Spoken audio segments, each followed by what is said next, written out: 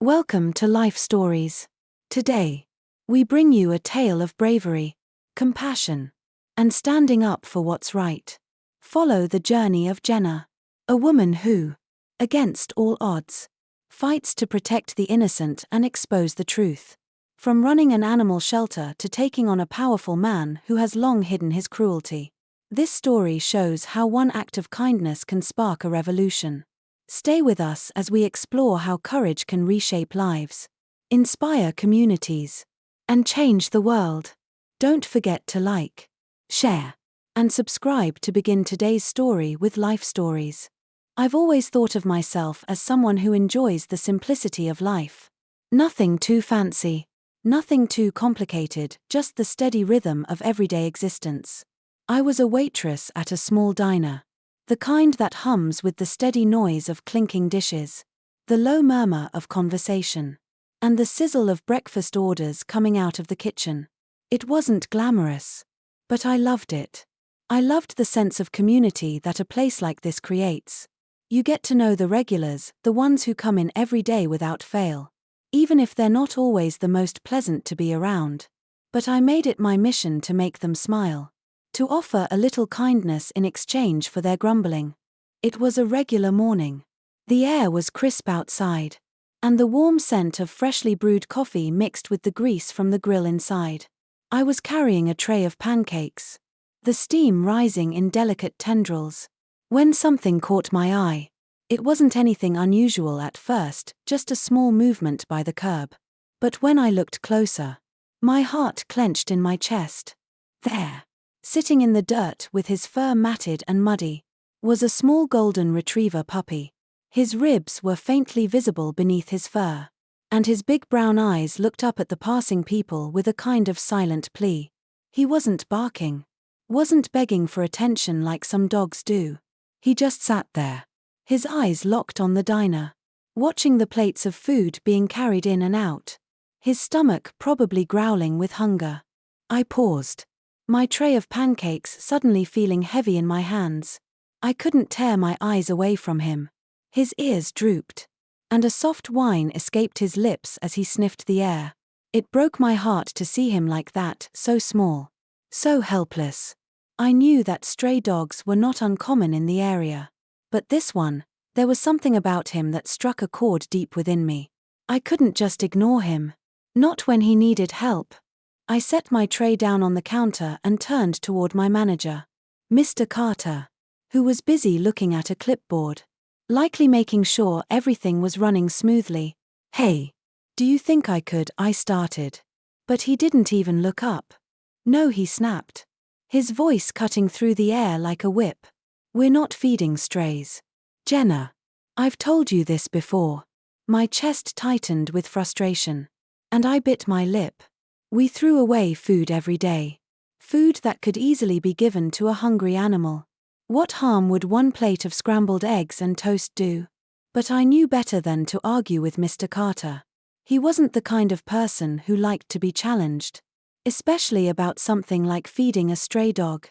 Still, I couldn't let it go. As I passed by the counter on my way to the kitchen, I made my decision.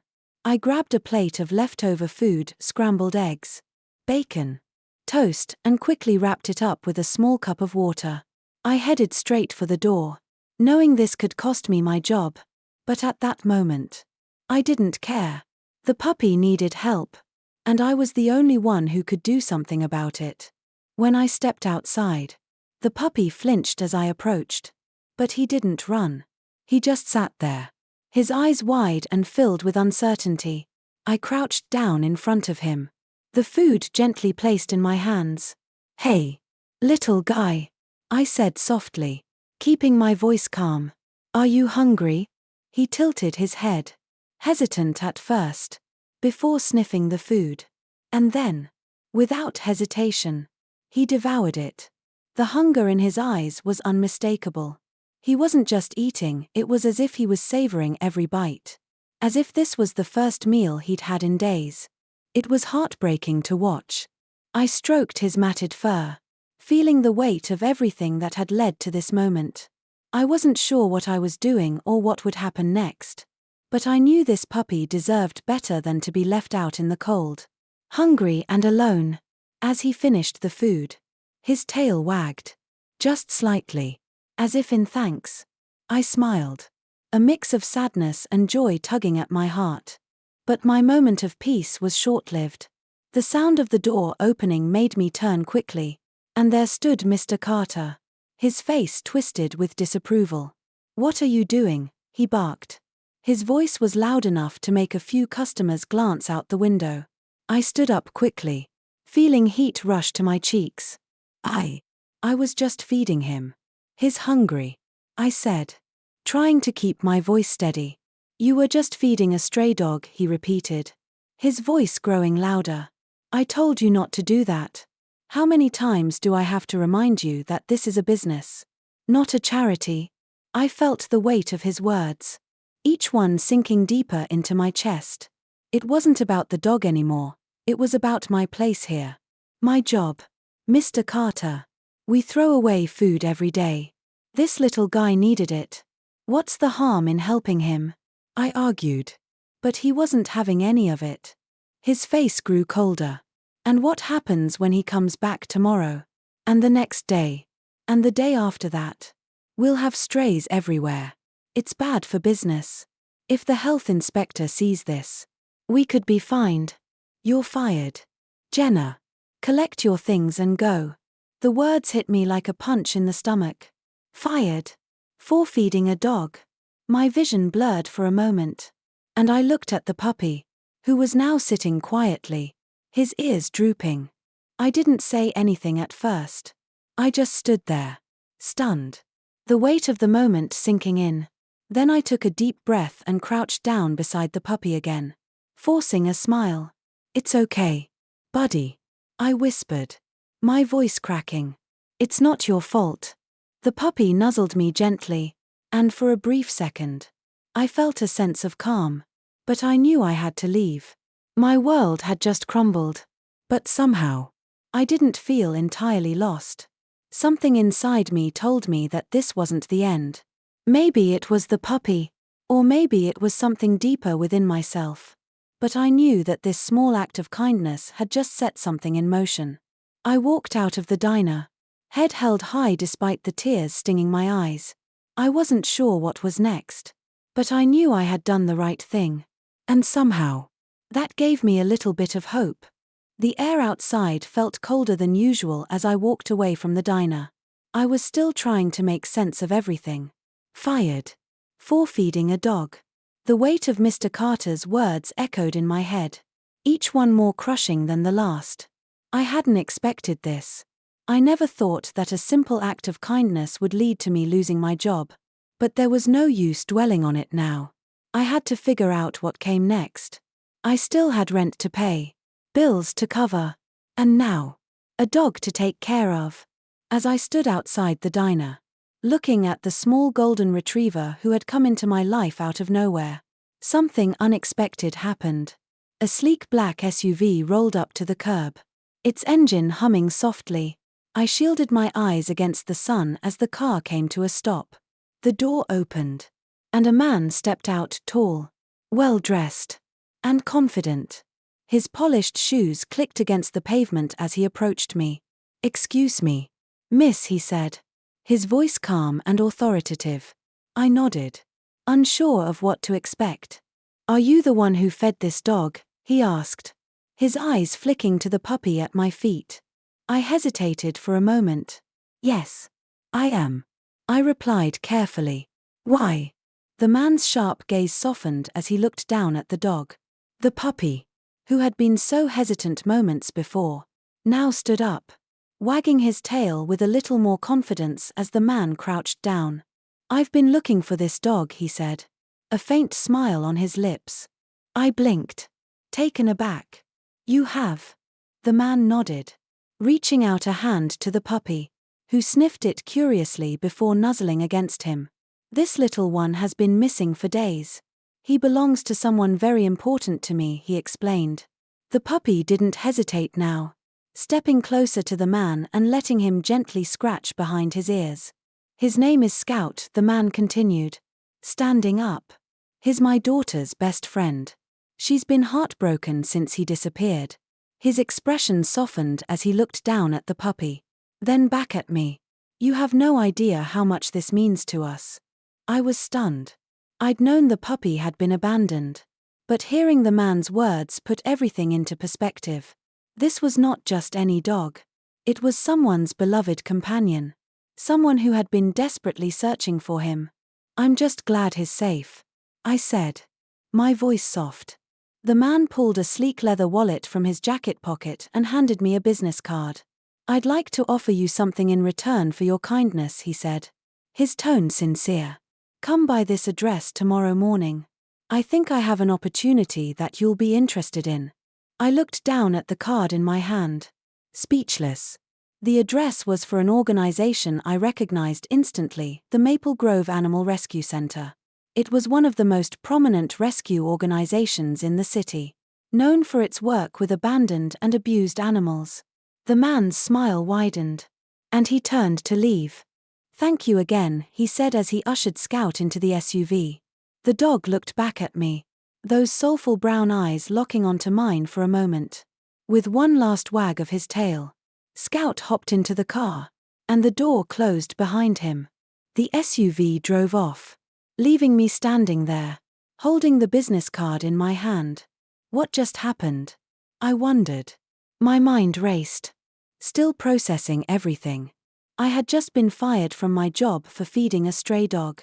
And now, here was this man offering me a chance at something entirely new, an opportunity to work for a well-known animal rescue organization. Could this really be happening? I walked back to my small apartment, my head spinning with the possibilities. What if this was my chance to finally do something meaningful? To work with animals? To make a real difference?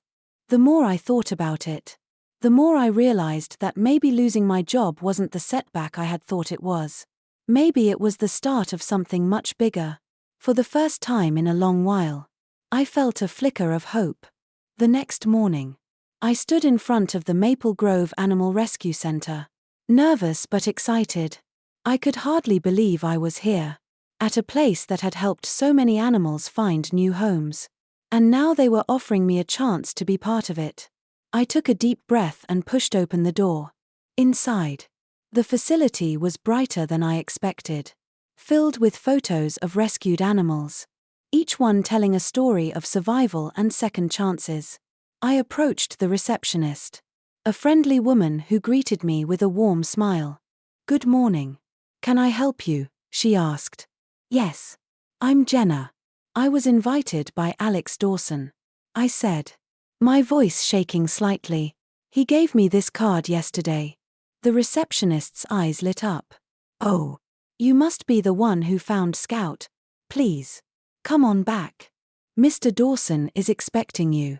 As I followed her down the hall, I couldn't help but feel that I was on the edge of something incredible. Maybe this was my chance to find my real purpose, to give back to the animals that needed help. When we reached the back office, Alex was waiting for me. He greeted me with a smile and extended his hand. I'm so glad you came. Jenna, he said warmly, you've already done something incredible. But I think we can do even more together. I shook his hand, feeling the weight of his words sink in. Maybe this was just the beginning of something new.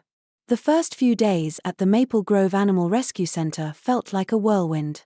I had never imagined that a single act of kindness could change so much in such a short time. But as I walked through the doors each morning, greeted by the chorus of barks, meows, and the soft shuffle of volunteers, I felt a sense of purpose I hadn't realized I was missing. Alex had been right. The work here was hard, but it was meaningful. Every animal had a story. Every rescue was a victory. From the moment I arrived, I was thrown into the hustle and bustle of the shelter's daily operations, feeding the animals, cleaning their pens, and helping potential adopters connect with their new companions. There were days when it felt like I was drowning in the never-ending tasks. But there was something about being surrounded by the animals that made it all worth it. On my second day, I was introduced to the other volunteers and staff. Most of them had been working here for years, And they were welcoming and warm, always ready to offer advice or a helping hand. The shelter wasn't large, but it was well organized. And there was a sense of camaraderie that made everything feel like one big team effort. As I worked, I quickly bonded with a little terrier mix named Tucker. He had been at the shelter for a while and was one of the shyest dogs I had ever met. But something about him spoke to me. Maybe it was the way he always seemed to be watching the world from the corner of the room, or how he would tremble when anyone tried to approach him. Despite his shyness, there was a spark in his eyes, a quiet strength that made me want to protect him. I spent extra time with Tucker, gently coaxing him out of his shell. I would sit with him for hours, talking softly and offering him treats. Slowly, I saw a change. Tucker began to trust me, and with that trust came a sense of calm. It was a long process, and there were setbacks, but each small step forward felt like a victory. One afternoon, as I was sitting in the play area with Tucker, I heard Alex's voice behind me. He was standing by the door, watching me with a thoughtful expression. "You're doing great with him," Alex said, his voice warm.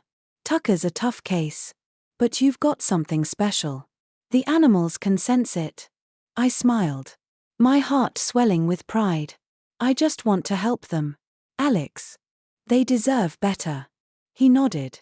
"You're exactly the kind of person we need here. We've been looking for someone who really cares.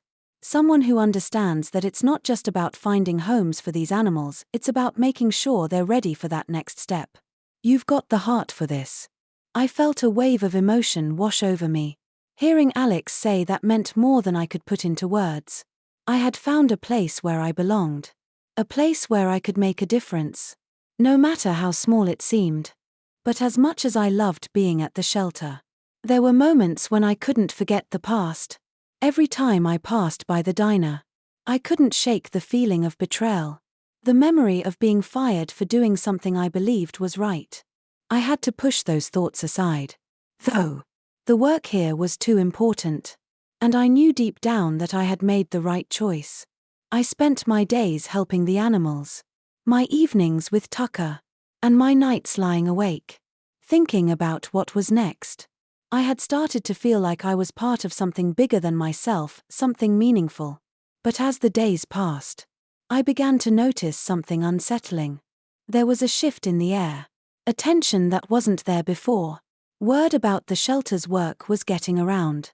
And while most people supported our efforts, not everyone was happy with what we were doing. I started to hear whispers in the community about Mr. Carter, the manager at the diner. It seemed that his mistreatment of strays had not gone unnoticed. And some people were starting to connect the dots between his actions and the stray dogs that had been appearing near his diner. One day, I overheard a conversation between two of the volunteers. They were talking about the rumors swirling around Mr. Carter and his business practices. Apparently, there had been reports about him chasing off strays with a broom, even going so far as to threaten people who tried to feed them. I felt a tight knot form in my stomach as I listened. I knew exactly what he was capable of. I had seen it firsthand. Suddenly, the small act of feeding that puppy seemed much bigger. It wasn't just about helping one dog, it was about standing up for all the animals that had been mistreated and abandoned. And if I had to be the one to expose what Mr. Carter had been doing, then I would do it. I couldn't stay silent. Not anymore. The next morning, I woke up with a new resolve. I had a purpose now. Something bigger than myself. And I wasn't going to back down. The work at the shelter, the animals I had come to love, and the people I was helping, this was where I belonged. It was time to take the next step. The more I thought about Mr. Carter and the rumors surrounding his actions, the more my resolve solidified. I couldn't stand by and allow his mistreatment of animals to continue.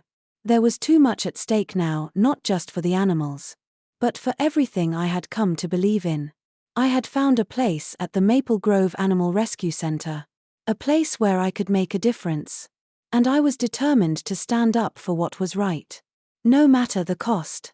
It was on one quiet afternoon at the shelter that things began to take shape. Alex and I had been discussing plans for the upcoming adoption event when I overheard a phone conversation between him and one of the local animal rights advocates. The advocate was asking for support in raising awareness about a local issue: abused and abandoned animals around Mr. Carter's diner. My heart skipped a beat as I listened closely. "We're gathering evidence about Mr. Carter's mistreatment of strays," the advocate said on the phone. "It's become a serious problem. And we need the community's help to stop him." A knot formed in my stomach. I already knew about Carter's behavior. But hearing that others were finally taking action made me feel less alone. Maybe this was it, the turning point. I had been feeding that puppy to help him survive. But it had turned into something much bigger. My act of kindness had sparked a chain of events that had the potential to help not just that puppy, but many others like him.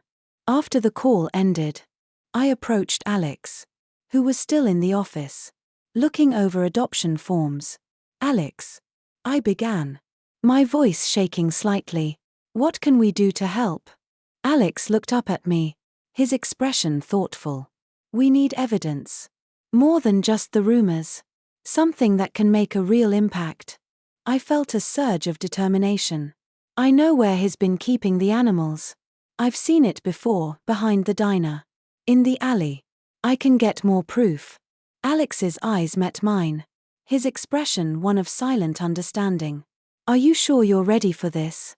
I nodded, my throat tight. "I have to do this. It's not just for me anymore. It's for all the animals he's hurting." And so, I set my plan in motion.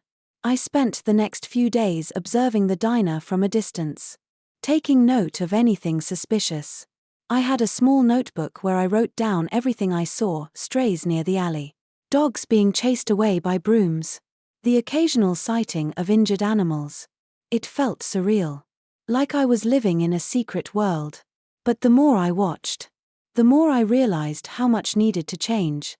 On the fourth day of my surveillance, I saw something that made my stomach turn. Mr. Carter had stepped out of the diner, holding a broom in one hand as he aggressively chased a small dog away from the dumpster. The dog yelped, darting into the alley as Carter swung the broom at it. I couldn't stand it any longer. This wasn't just a rumor. This was abuse. It was real. I quickly pulled out my phone and began recording, capturing the whole scene. Carter didn't notice me right away. But when he did, his eyes flashed with anger. I didn't care. I had to make sure this wasn't swept under the rug. I couldn't let him get away with it anymore. With the footage in hand, I returned to the shelter and showed Alex what I had filmed. His expression was grim as he watched the video, his jaw tightening in disbelief. "This is exactly what we needed," Alex said after a long silence. "Now, we can take it to animal control. We have the evidence we need to take him down." I felt a sense of relief flood through me. For the first time in days, I felt like we were finally doing something that mattered. But even as the weight of the situation lifted, a new fear crept in. What would Carter do when he found out? How far would he go to silence us? "I'll make the call," Alex said, his voice firm. "You did good, Jenna. You've done more than most would ever do." I nodded. But the words didn't seem to reach me. In that moment, all I could think about was the suffering those animals had endured and how much more there was to be done. The next morning, Alex and I stood outside the shelter, waiting for animal control to arrive. My heart was racing. But I couldn't afford to back down now. The animals were depending on me, and I wasn't going to let them down.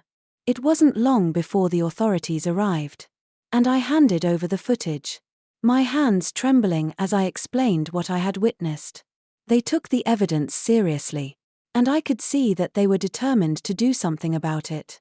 As they left, I felt a sense of satisfaction, but the fear still lingered in my chest. I knew we had taken a big step forward, but I wasn't sure what Carter's next move would be. He wasn't going to just let this slide. And neither was I. That night, as I lay in bed with Tucker curled up beside me, I couldn't shake the feeling that this was just the beginning. The fight for the animals' safety had only just begun. and I had no intention of backing down. The days following the submission of the evidence felt like a blur of anxiety and anticipation. I couldn't help but constantly check my phone for updates, hoping that the authorities were making progress. Every time I walked into the shelter, I found myself scanning the parking lot for any sign of Mr. Carter. I knew it was only a matter of time before he found out we were working against him. The quiet tension in the air was palpable. It wasn't just the dogs and cats we were protecting anymore, it was our community. Our ability to do what was right, even if it meant standing up to someone much more powerful than us. I spent more time than usual with the animals during those days. There was a comfort in being with them, whether it was Tucker, who had become more than just a dog I cared for, or the other animals in the shelter. They had been abandoned, neglected, or abused. Yet they still had the capacity to trust and love. It was a reminder that no matter how dark things got, love could still heal. And the animals, they were resilient. They showed me that even in the face of hardship, there was always hope. One afternoon, as I was cleaning out one of the dog kennels, I received a call from Alex. His voice on the other end of the line was tense. "Jenna, we need to talk," he said, his tone serious. "I just got off the phone with animal control. They've been investigating Carter's diner and the allegations against him. And things aren't looking good. There's a lot of evidence against him. But we're not the only ones who have noticed." My heart raced. "What do you mean?" "There's been an anonymous tip-off to the media about Carter's treatment of animals. People are starting to talk," Alex said. "There are whispers now. And it's only a matter of time before the press picks up the story. They've been trying to keep this under wraps. But they can't do it anymore. It's getting messy." A chill ran down my spine. The idea of the story going public was both exciting and terrifying. If the press got involved, there would be no turning back. Carter would be forced into the spotlight, and all his lies would come crumbling down. But it also meant there would be no hiding from the repercussions. What if the backlash was worse than we anticipated? What if he came after us with everything he had? "I'm ready," I said, my voice steady despite the fear that gnawed at me. "I'm not backing down. We've come too far to stop now." "Good," Alex replied. "But I want you to be careful. I don't trust Carter to just roll over. He's going to try to intimidate us. We need to be prepared." I hung up the phone, a deep sense of determination settling over me. There was no turning back now. The shelter had become my purpose. The animals had become my responsibility, and I was no longer willing to let fear hold me back. The fight wasn't just about stopping Mr. Carter, it was about standing up for what was right, no matter the cost. The next few days were tense. Alex and I worked tirelessly to prepare for whatever might come next. We started working with the local press, quietly giving them the information they needed to expose Carter. Meanwhile, the shelter had become the center of a growing movement. More and more people were showing up, offering support, and donating supplies. It was as if the community had rallied behind us. Recognizing that what we were doing was bigger than just one man's cruelty, it was about standing up for the innocent and voiceless creatures that had no one else to protect them. On one particularly quiet afternoon, as I was working with the animals, I received an unexpected visit. A woman walked into the shelter, her eyes wide with curiosity and concern. She was in her late 30s, dressed in a smart blouse and a pair of tailored trousers. She introduced herself as Maria, a local animal welfare officer. She had heard about our work at the shelter and wanted to know if there was anything she could do to help. "We've been following the situation with Carter's diner," Maria said, her voice low. "I'm here to offer my support. I can help get the press involved. I have connections. And I think this is finally the tipping point. We've had enough reports about his behavior, and it's time for him to face the consequences." I felt a wave of relief wash over me. We weren't alone in this fight anymore. There were people who cared. People who were willing to stand beside us. I felt like the weight of the world had been lifted from my shoulders. If Maria could bring the press into the fold, we might be able to end this nightmare once and for all. As Maria and I spoke, I couldn't help but glance at the animals, their soft eyes watching us as we discussed our plans. They were the reason I was here. They were the reason I couldn't stop fighting.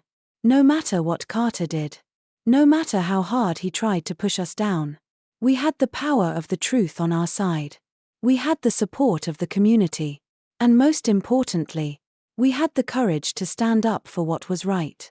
"Thank you for coming," I said to Maria, my voice full of gratitude. "With your help, I think we can finally put an end to this." Maria smiled, her eyes firm with determination. "It's not just about stopping him. It's about making sure this never happens again. Let's make sure the world knows what Carter has been doing." The days following Maria's visit felt like a countdown. There was a sense of urgency in the air, an awareness that every moment brought us closer to the truth being revealed. The shelter had become more than just a place for animals, it was a symbol of resilience. A beacon of hope for those who had been overlooked, ignored, or mistreated. And now, it was standing in direct opposition to the darkness that Mr. Carter had been hiding behind. Maria wasted no time in reaching out to the press. Within hours, a reporter from a local news station was at the shelter, capturing footage of the animals and their stories. We were careful, but honest, providing details about Mr. Carter's actions and the evidence we had collected. The story, once whispered in the shadows, was now coming into the light. As the news aired, a strange sense of calm washed over me. It wasn't just the satisfaction of knowing that Carter's wrongdoings were being exposed, it was the recognition that we had done everything we could. The animals had finally been given a voice. But while the press was shining a light on the darkness, I couldn't ignore the quiet threat that still lingered in the background. I kept expecting Mr. Carter to retaliate, to show up at the shelter, to confront me in some way. But nothing happened. For days, there was nothing. It was as though the world was holding its breath, waiting for the other shoe to drop. The shelter itself had become a fortress. Alex and I worked tirelessly to fortify the space, installing additional security, adding cameras, and ensuring that the animals were safe. We couldn't afford to let our guard down. Not when we knew Carter was a man capable of anything. It was during one of these long nights, when the shelter was quiet and the animals had settled into their pens, that I received a call from Maria. Her voice was tight, and I could hear the strain in her words. "Jenna," she said, "we've got a problem. Carter's been seen at his diner. And he's not alone. We've just learned that he's hired a lawyer to fight back, he's planning to sue the shelter for defamation."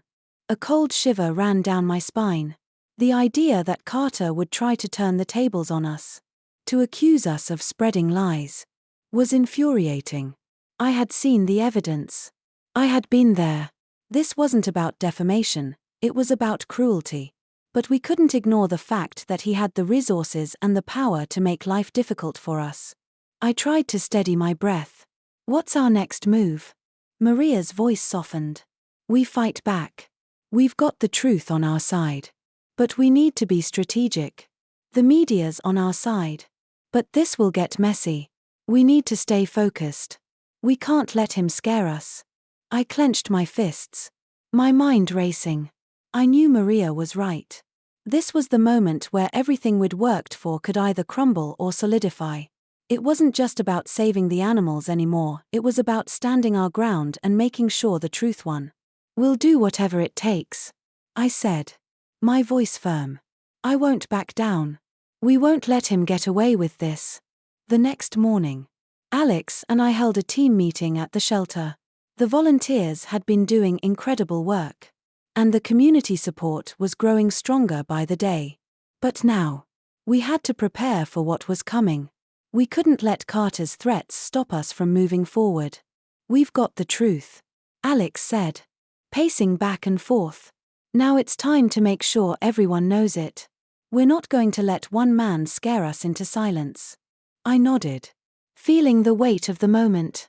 This was no longer just about the shelter, it was about standing up for the voiceless. For the animals who had no one else to fight for them. That afternoon, as I was finishing up some paperwork, a familiar figure walked into the shelter. I looked up to see Maria. Her face a mixture of concern and determination. "They're putting pressure on animal control," she said. Her voice low. "Carter's lawyer is trying to discredit the evidence, calling it unreliable. We need to make sure that doesn't work." I felt my heart sink. It wasn't enough that we had all the evidence, we had to make sure it would hold up under scrutiny. I wasn't sure how, but I knew we had to keep pushing. This fight wasn't over yet. "We'll keep gathering more proof," I said, the determination in my voice growing stronger. "We won't let them win. Not now. Not ever." Maria smiled faintly. "That's the spirit. We're in this together, Jenna." And just like that, I knew we were going to make it through. The road ahead was uncertain, and the challenges were only beginning. But we had each other. And we had something even stronger, hope. For the first time in a long time, I knew that we were going to make a difference. No matter what it took. The days blurred together in a whirlwind of emotions and action. Every phone call, every meeting, every moment seemed to carry the weight of what was at stake. We were deep into the fight now, and there was no turning back. Mr. Carter's attempts to discredit the shelter and its staff had only fueled our resolve. He had tried to intimidate us, threaten us with his power and influence. But it was becoming clear that we weren't backing down. The community was with us. The press coverage continued to shine a light on Carter's abuses. And people were speaking up. Animal lovers, activists, and everyday citizens had rallied behind our cause, offering support, donations, and their voices. Every day, the shelter filled with more animals saved from the harsh streets. And the love that flowed through the shelter's walls was undeniable. But it wasn't just the animals who were being saved, it was the people too. For me, this fight had become about something much larger than animals in need. It was about standing up for what was right, no matter the consequences. One morning, as I was finishing my usual round of checking the dogs and cats, I received a phone call that I knew would change everything. Maria's voice was calm, but there was an unmistakable tension behind it. "Jenna," she said, "it's happening. Carter's lawyer has filed a lawsuit against the shelter. He's going after us for defamation, claiming we've lied about his actions. He's trying to paint us as the villains in this story." My stomach dropped. I knew this was coming, but hearing it made it feel all the more real. He was pulling out all the stops now, using every tool at his disposal to try and silence us. But I wasn't going to let him win. Not after everything we had been through. "How bad is it?" I asked, trying to keep my voice steady. Maria let out a deep sigh. "It's serious. They've got resources. But we've got the truth. And now, we've got the public's support. I've already contacted some of the media outlets who've covered this story. They're not backing down. And neither are we." I felt a flicker of hope. This wasn't over. We had the truth. And the public was starting to see that. But the challenge was still formidable. We needed to remain focused and organized. We had to make sure that Mr. Carter's attempts to silence us would be nothing more than a last, desperate gasp for control. That afternoon, Alex, Maria, and I gathered at the shelter to discuss our next steps. The weight of the situation was pressing down on all of us. But there was a shared determination in the room. We weren't going to let Carter tear everything down that we had built. "We need to take this public. In a way that's undeniable," Alex said, his tone resolute. "We can't just sit back and wait for him to make his move. We have to push forward." Maria nodded in agreement. "We'll gather every piece of evidence. Make sure it's airtight. We need to show that he's been abusing these animals. And this time, we need to make it impossible for anyone to turn a blind eye." The plan was set into motion quickly. We reached out to the media, animal welfare groups, and even local officials who had been quietly watching Carter's operation from the shadows. The goal was clear: expose everything. Expose his lies, his cruelty, and his attempt to use the legal system to cover up his actions. For the next few days, the shelter became a battleground. Volunteers worked tirelessly, gathering statements, organizing petitions, and compiling evidence. We couldn't afford to stop now. If we let up, even for a moment, Carter would win. On the third day, the breaking point arrived. The news broke that Carter's diner would be the focus of a special investigative report by one of the major local news stations. The story was out there, and it was clear that nothing could stop the truth from coming to light. The whole town was buzzing with outrage as people learned the extent of Carter's abuse. It felt like the final blow. Carter had been exposed, and the fallout was impossible to ignore. But just as we thought we were making headway, the phone rang again. This time, it was an anonymous tip. A voice on the other end told us that Carter had taken a drastic step. He had started making direct threats against the shelter. The tipster claimed that Carter had hired a group of men to intimidate us. My heart raced. This was no longer just a legal battle, it was becoming a fight for our safety. "I'll be there in 20 minutes, I said, hanging up the phone and grabbing my jacket. Alex and Maria exchanged a worried glance. But we all knew there was no turning back now. We couldn't let him scare us into silence. It was time to face him head-on. The air was thick with tension as we approached the next phase of this battle. Carter's threats, the lawsuit, the constant pressure, it all weighed heavily on us. The animals needed us. But so did the community. The moment we had been preparing for had finally arrived. We weren't just defending the shelter anymore, we were defending every animal who had ever been mistreated. Every person who had ever stood up against cruelty. It was early morning when Alex called me with the news. The local news station had confirmed the airing of the investigative report on Carter's diner. For the first time in weeks, I allowed myself to feel a small spark of hope. The truth was finally out there, and it would be impossible for Carter to sweep it under the rug. "We've done everything we could," Alex said, his voice steady. "Now it's time to let the community take over. We've exposed him. The rest is out of our hands." As I sat in the shelter that morning, watching the animals settle into their pens, I couldn't help but think about how far we'd come. There had been times when I doubted everything, when the weight of Carter's influence and his efforts to silence us felt suffocating. But now, with the truth revealed, everything had changed. But the fight wasn't over yet. I glanced at the clock, and my stomach tightened.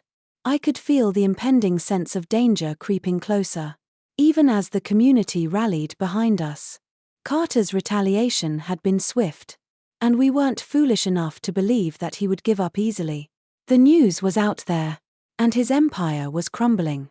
But there was always a chance he would try to take things into his own hands. Just as the thought crossed my mind, I heard a car pull up outside.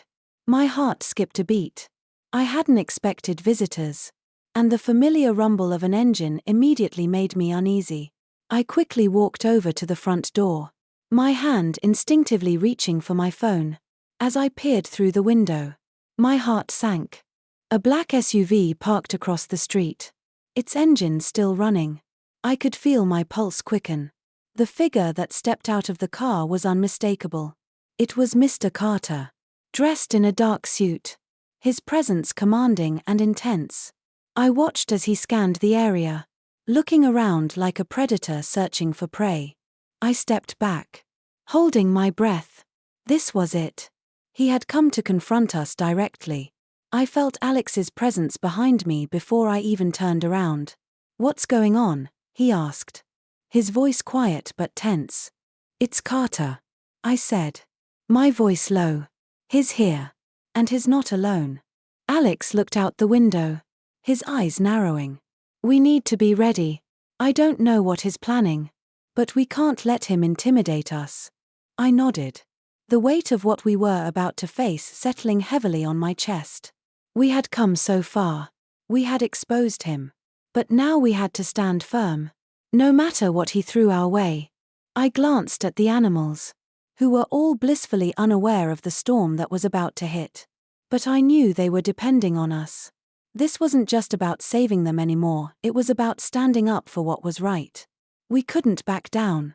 A few moments later, the door swung open, and Carter stepped inside, his face a mixture of anger and frustration. He had a confident, almost sinister air about him, as though he believed that his power alone could end this once and for all. "Jenna," he said, his voice cold, "you've done a lot of damage here. I didn't expect this from you. You've caused trouble for me, and now you're going to pay for it." I stood tall, my hands clenched at my sides. "You're the one who's caused damage, Carter," I said, my voice unwavering.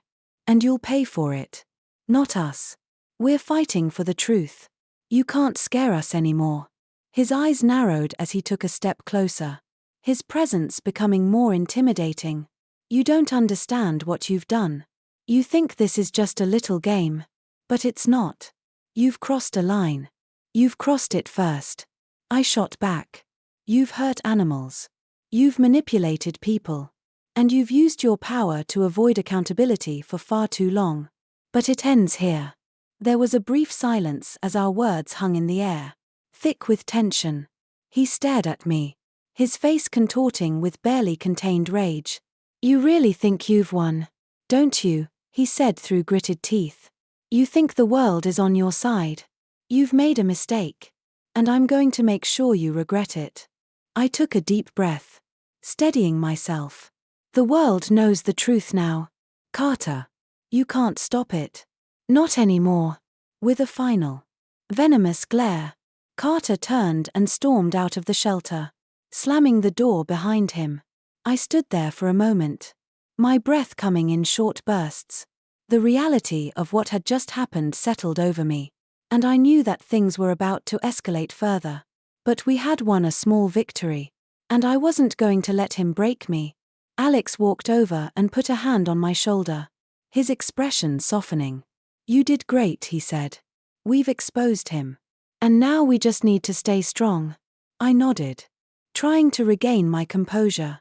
We had come too far to let Carter tear us down now. As the final confrontation with Mr. Carter unfolded, the truth had already begun to ripple through the community like a wave of change. The shelter, once a humble refuge for abandoned animals, had become a symbol of resilience, of standing up against injustice, no matter the cost. With Carter's attempts to silence us now exposed, we found our voices louder than ever before. The support from the community poured in, and with it, a renewed sense of purpose for everyone at the shelter. No longer were we fighting just for animals, we were fighting for all the causes that needed a voice, for all the truths that needed to be heard. With every animal we saved, with every story we told, we were reminding ourselves and the world that kindness, courage, and compassion were worth the fight. As I stood at the shelter, surrounded by the animals that had become my family, I knew the battle was far from over. But with the strength of those around me, we were ready for whatever came next. If this story touched your heart, don't forget to like, share, and subscribe to Life Stories. Stay tuned for more inspiring tales of courage, compassion, and second chances. See you in the next story.